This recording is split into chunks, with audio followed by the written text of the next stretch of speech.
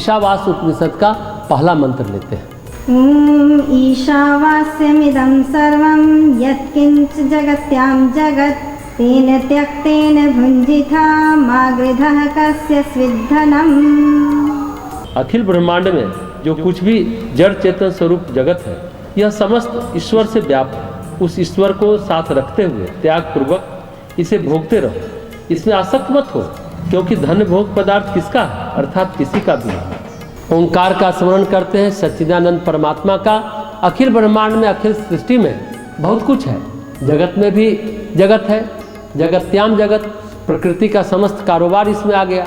तो जगत में जगत है, इदम यह, जैसे शांति मंत्र में पढ़ा था, पूर्णमदः पूर्णमिदम, एक पूर्णम अदः है, एक पूर्ण इदम है, दोनों पूर्ण है। अदः पूर्णम है और इदम पूर्णम है। इदम पूर्णम जो है वही जगत है, और उस जगत में भी जगत है, और अदः पूर्णम इस जगत का केंद्र परमात्मा है।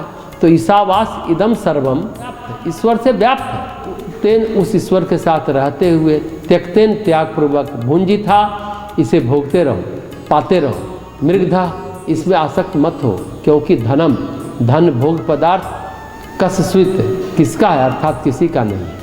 अब इसे गहराई से सोचें तो संसार में सब जीते हैं और सभी अपने जीवन में पूर्णता भी ढूंढते हैं। मनुष्य हैं, गंधर्व हैं, किन्नर हैं, नाग हैं। मनुष्य सचमुच में अनुभूति करता है, दिखाई दे रहा है, खा रहे हैं, पी रहे हैं, सो रहे हैं, जग रहे हैं, फिर स्वप्न में अनुभूति करता है। अलग अलग स्वप्न है, अलग अलग रंग ढंग है, और वही मनुष्य समाधि में अनुभूति करता है। वही मनुष्य और हर जगह पूर्णता है। स्वप्न देखे तो लगता है यही सत्य है, यही पूर्ण भी है, आधा अधूरा भी नहीं लगता, और जब जग जाते हैं तो लगता है यही सत्य है, यही संपूर्ण है जो सामने है। उपनिषद कहता है हर जगह केंद्र है और हर जगह परिधि है।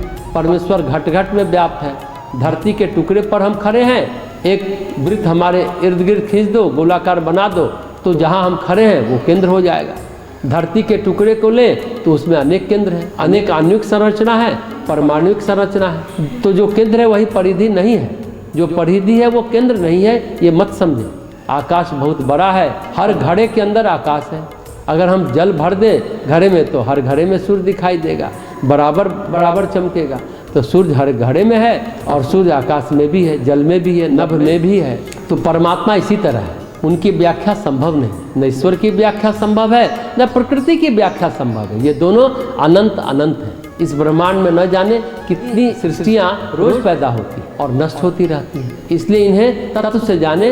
भगवान हर जगह व्याप्त है, इस जगत में और जगत में जो और जगत है उसमें भी। ध्यान रखें, ये मिलता किसी को नहीं है, सबसे छूट जाता है। तो परमेश्वर में अपनी चेतना को स्थिर रखें। समझने की कोशिश करने पर भी समझ नहीं पाएंगे, जितना आप चलते चले जाएंगे उतना ही विस्तार हो जाएगा। उपनिषद यही कहता है, पास से भी पास है, दूर से भी दूर है। भगवान आपके हृदय में भी है और मंदिर में भी स्थित है। तो परमेश्वर सब जगह है। जहाँ पर आप स्थिर हो जाएंगे तो स्थिरता में भी परमेश्वर विद्यमान रहेंगे। तो इस श्लोक का ये सामान्य अर्थ है, पर इसके हर शब्द के अलग अलग अर्थ हैं।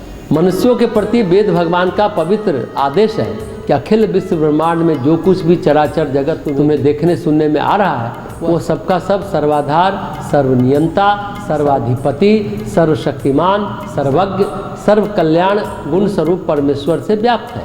सदा सर्वदा उन्हीं में परिपूर्ण है। भगवत गीता कहती है उनका कोई भी अंश उनसे रहित नहीं है। यो समझकर उन ईश्वर को निरंतर अपने साथ रखते हुए, सदा सर्वदा स्मरण करते हुए ही तुम इस जगत में ममता और आसक्ति का त्याग करके केवल कर्तव्य पालन करने के लिए ही विषयों का यथाविधि उपयोग करो, अर्थात विश्वरूप ईश्वर की पूजा के लिए ही कर्मों का आचरण करो। विषयों में मन को मत धंसने दो, इसी में तुम्हारा निश्चित कल्याण है। वस्तुतः ये भोग्य पदार्थ किसी के भी नहीं है। मनुष्य भूल से ही इन्हें ममता और आसक्ति कर बैठता है। ये सब परमेश्वर के हैं और उन्हीं की प्रसन्नता के लिए इनका उपयोग होना चाहिए।